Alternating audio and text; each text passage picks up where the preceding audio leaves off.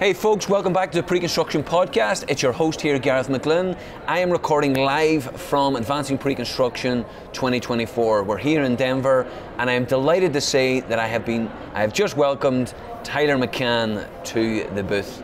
Hey Tyler. How are you, Gareth? Glad to be here. Oh, well and good. We're just talking to Tyler. I'm trying to decide whether he's a next generation series or he's an established Precon manager, but we're going to figure that out pretty soon. So Tyler, let's take us back. Was it always construction for you, or what was the plan when you were younger? I think it was. I've always been into the Tonka toys and Lincoln Logs, kind of building things from a young age, and then took a brief shortcut into petroleum engineering when I was at Tech, but quickly got back into construction engineering my freshman year. Brilliant. So you're always destined for it, were you? I think so. Yeah, very good. Talk to me now. Texas Tech University, I always like to ask people what their education was like. You did a construction engineering degree. What was involved in the degree? What were the semesters made up of? It's a very similar track to Tech's civil engineering program, but then like junior, kind of the upper level courses, we took contracts and equipment, estimating, a little law course, and then had a capstone course to kind of close out the final semester. Brilliant. What's a capstone course? At Tech, we get a project from facilities planning and construction that they've done previously. Nice. And then we kind of go through the stages of bidding and planning for it, and then present to the professor. And then nowadays they have some of the members from the university's construction program come and sit in on the presentations. That's good. That's a good way of learning. No, learning on the job, yeah. Yeah. Would you recommend it? Absolutely. And also they require an internship before you graduate, so they're big on getting on the job experience. You can't have enough internships. I mean, obviously I'm in the people game, and the candidates that we present, if they've had 2 or 3 internships, then the client just sees that as a game changer. It shows you buy-in. It shows you that they're committed to the industry and they want to learn. No, absolutely. Brilliant.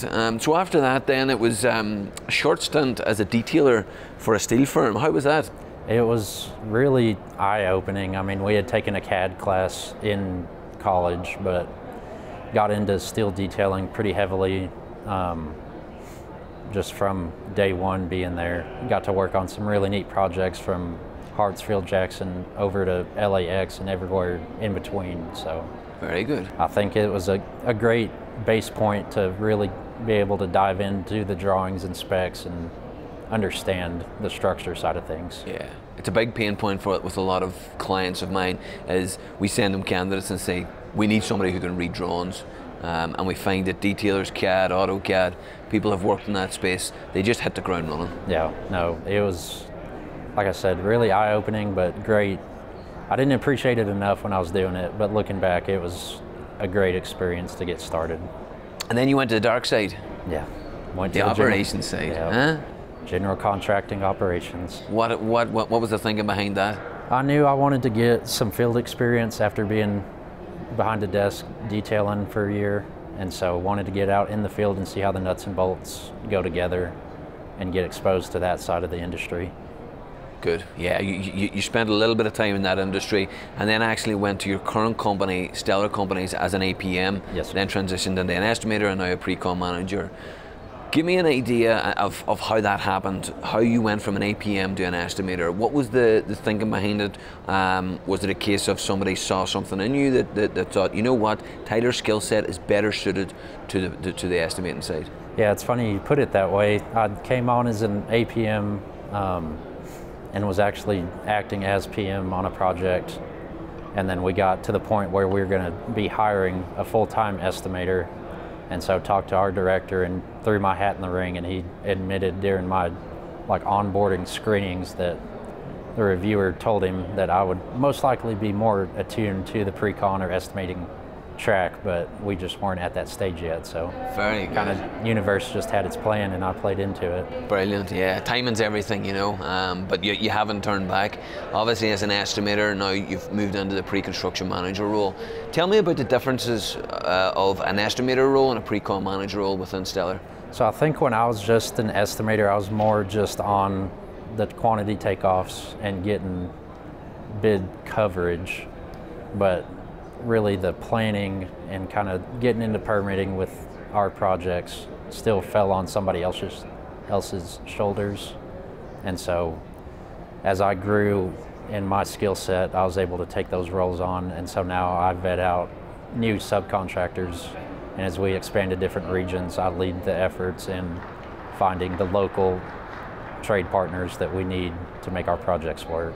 Because if you haven't got good trade partners, you haven't got a good project. No, absolutely. It's an important position. I mean, people, not that they take it for granted, but that community engagement and that outreach program, it's so important to the success, especially Stellar Company. And even before you answer that, take us into what Stellar do and what makes them different. So we're a owner builder, vertically integrated basically from cradle to grave. We've got an investment arm, development company that goes and finds the deals, construction company builds, and then actually have property management and asset management that come in behind us and run once tenants start moving in to the units, and then if it ever gets to a point where it makes more sense to dispose of that asset, then they dispose of it where it best benefits the company. Yeah, I would say they're holding on to quite a lot at the minute. Yeah, I don't think we have sold one new built yet, but time may come. Good time, and you guys are busy, good backlog? Yes, sir. I think we've got enough work for another year and a half if we don't land another project this year, but we will before year end. Brilliant. An exciting time. So let's go back now to the estimator and pre-con manager side of things. I mean, it's a bugbear of mine that the industry doesn't standardize titles. I mean, an estimator's job and a pre-construction manager's job, well, a senior estimator's job and a pre-construction manager's job, it's becoming more focused on pre-construction managers, the responsibilities, the communication, the outreach, the trade partners, the architect, the owners. How important is it that we get it all standardized?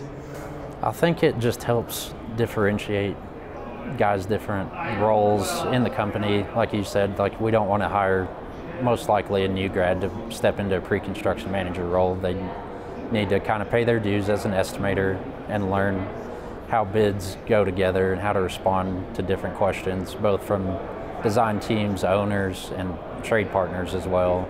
And then as you get more and more experience under your belt, then can start looking at the whole forest and not just looking at the trees. And what's important, I mean, as someone that's kind of gone through that transition now, what do you see as the most important things, skills needed to become a good estimator? I think just attention to detail, being able to pick on kind of the smaller things that make a big impact in construction. I'm sure you hear that a lot, that the details matter, especially in our industry. And then time management. I don't think anybody has enough time, but those that can balance everything and still get a good result at the end, I mean, that's a skill that you can't teach people. So yeah, and it's about getting the critical information and understanding the critical flows, the critical data that you need to make the critical decisions. Yeah. And then what about, I'm just trying to think now, I mean, you're a young estimator, you're obviously performing extremely well with a really good company. What's next in your career? What would you like to see in the next 5-10 years? And what do you need from the industry, from your peers, to be able to make that happen?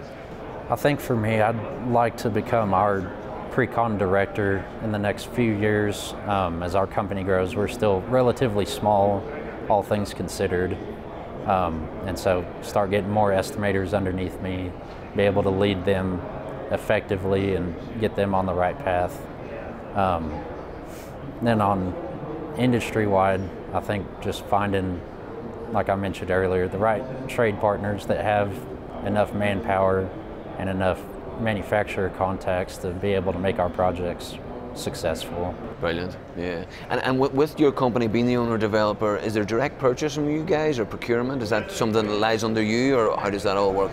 We do some in-house stuff. We have not got into like the big data center method of buying all of our mechanical equipment and gear direct. We've looked at gear briefly, just with how lead times have been.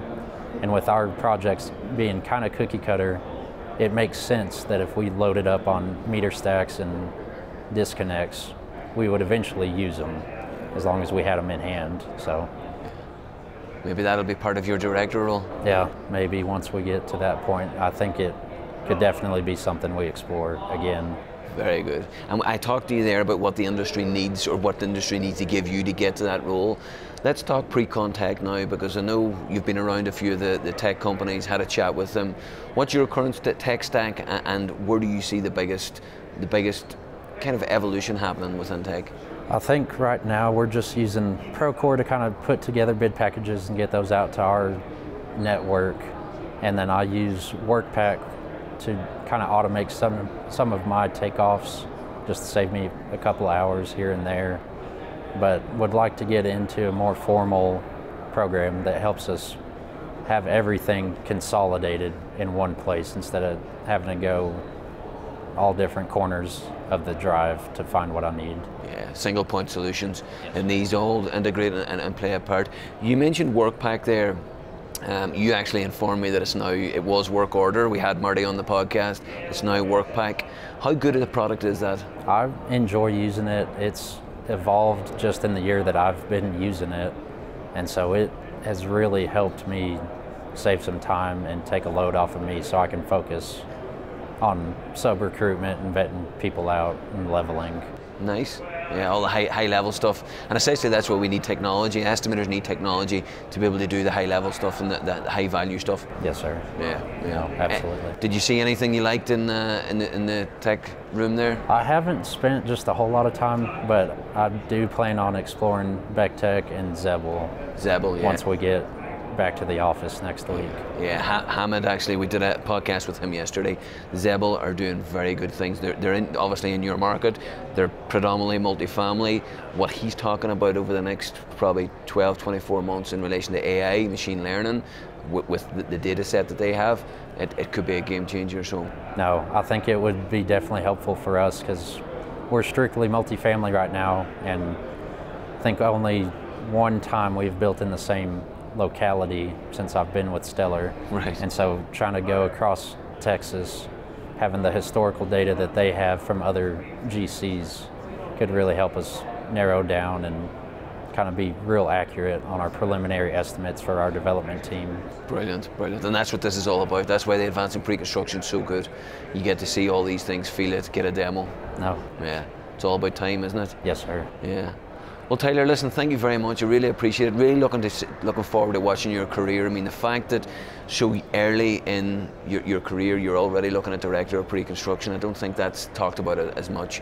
You need a clear path, a clear aim, and a clear almost mindset to be able to get there. So really looking forward to following your career. If there's anybody listening to this now about multifamily, about technology, about your experience at advancing pre-construction, they have a couple of questions. Where's the best place to get you?